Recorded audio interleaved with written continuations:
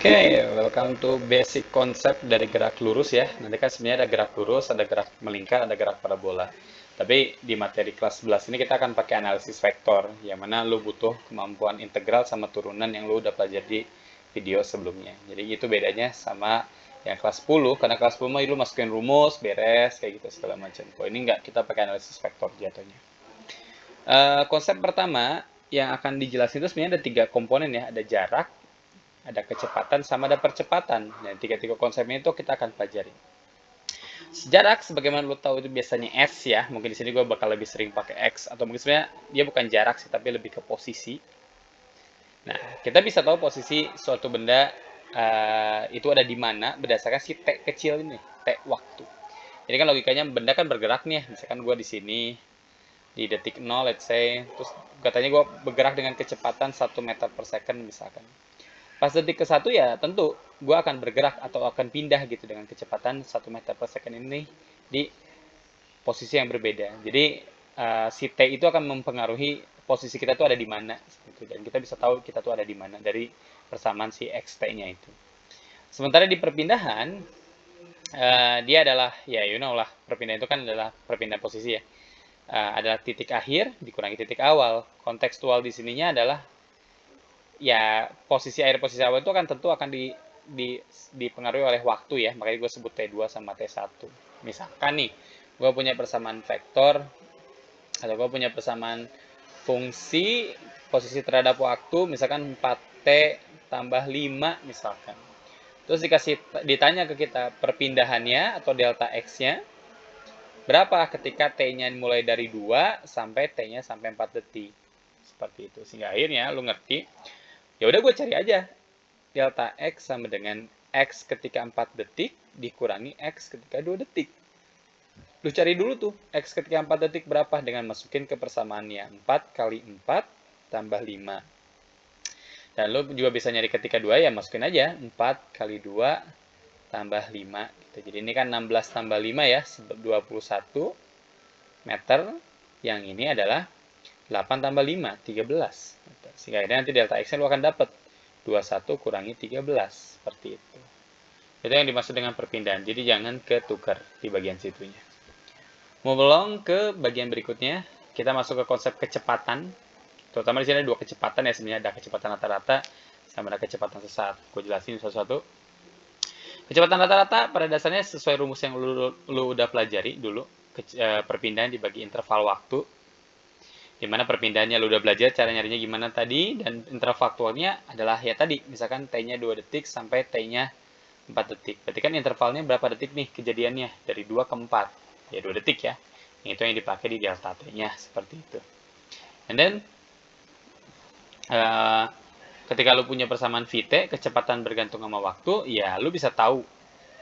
Misalkan gua punya Vt sama dengan 4T tambah 5. Nah, dengan masukin T-nya berapa, sesuai keinginan kita bisa tahu V-nya itu berapa, seperti itu. Oke, tadi gue contohin di XT ya. Dan konsep berikutnya adalah kita akan punya yang namanya kecepatan sesaat. Jadi kecepatan sesaat itu terjadi ketika selang waktu atau interval waktunya itu super singkat ya. Misalkan dari 0,01 detik ke 0,01 berapa ya? Ya pokoknya kecil banget. Bisa jadi interval itu terjadi begitu cepat gitu kejadiannya itu. Itu yang kita sebut sebagai komponen kecepatan sesaat yang lu cari dengan cara seperti ini. Nah, DDT. Nah, lu udah belajar kan di video sebelumnya, DDT itu maksudnya apa? DDT itu adalah artinya perubahan atau yang kita sebut sebagai konsep turunan. Perubahan. Itu ya, turunan ya. Jadi kecepatan itu adalah perubahan terhadap waktu si jaraknya. Lu kalau misalkan mau lebih lengkap, lu bisa nonton video materi lengkap guanya. Yang durasinya cukup panjang itu. Tapi kalau mau secara sederhana, intinya, lu bisa tahu kecepatan itu dengan cara nurunin si persamaan posisi. Misalkan gue punya benda, katanya bergerak dengan kecepatan kayak gini, 4T tambah 2. Mirip-mirip ya. 4T tambah 2, 4T kuadrat tambah 2T lah, let's say. Dulu ditanya, kecepatannya berapa? Kalau T-nya 1 detik, 1 second. lu jangan masukin T-nya ke dalam XT sini. Kenapa? Karena lu kalau masukin ke sini, lu bukan dapat kecepatan, lu dapatnya posisi. Lu bisa tahu posisinya di 1 detik berapa. Tapi pertanyaannya nanya kecepatan. Maka jangan lupa, kecepatan itu didapat dari lu turunin si bagian si XT-nya. Sehingga akhirnya DDT dari si 4T kuadrat tambah 2T ini. Sehingga akhirnya kalau lu turunin kan lu harus belajar lagi ya. Nanti mungkin lu bisa cek lagi bentuk umumnya. Duanya kedepanin kali 4, 8T, atau kalau gue jabarin, 2 kali 4T kuadrat min 1. Pangkatnya kedepanin, tulis lagi, tapi pangkatnya kurang 1. Ditambah sama 2, karena T-nya pangkat 1 lu, T pangkat 0 ya, 0 ya. Sehingga akhirnya dapat 8T tambah 2, seperti itu. Nah, baru ketika lu dapat persamaan VT kayak gini, yang lu harus lakuin adalah masukin T-nya, karena lu pengen tahu VT ketika 1 detik itu berapa? 8 tambah 2, 10 meter per second. Jadi intinya, ketika di waktu 1 detik, kecepatannya 10 meter per second. Itu ide utamanya sebenarnya. Tuh, silakan lu harus cermat-cermat ya apa yang ditanya dan apa yang lu punya gitu. Sama dengan percepatan juga, lu punya percepatan rata-rata, yang mana lu harus nyari dulu nih, delta V-nya atau perubahan kecepatannya di bagian interval waktunya. Dimana percepatan itu bisa kita dapat dengan cara nurunin si kecepatan kayak gitu. Jadi ini sangat berurutan sekali ya, atau dengan kata lain konsep dasarnya kayak gini. Lo kalau punya XT, lo mau nyari VT, ya lo kalau lo turunin sekali lo akan dapat VT. Lo turunin VT, maka lo dapatin AT seperti itu. Jadi berurutan cara kita dapat informasinya. Cuman kadang si soal akan iseng ketika lo punya misalkan gue punya VT sama dengan 4T kuadrat tambah 2 aja misalkan. Nah, ketika lu ditanya masih soal katanya jaraknya berapa? Atau sorry, ya bolehlah posisinya berapa? Posisi ketika T-nya 2 detik.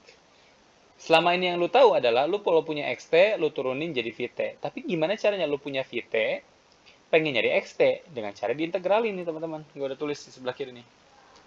Dan konsep integralnya kan udah lu pelajari di video sebelumnya. XT itu adalah integral dari si VT-nya. Kali DT ya tentunya. Sorry, itu nggak ada bacaan DT-nya. Berarti XT sama dengan integral dari si persamaannya. 4T kuadrat tambah 2 kali DT. Nah, berarti kalau gitu nanti lu akan dapat XT. Nah, yang ini kan ngikutin aturan persamaan integralnya ya. Format integralnya. Pangkatnya ditulis di bawah, tambah 1. 4T pangkatnya tambah 1.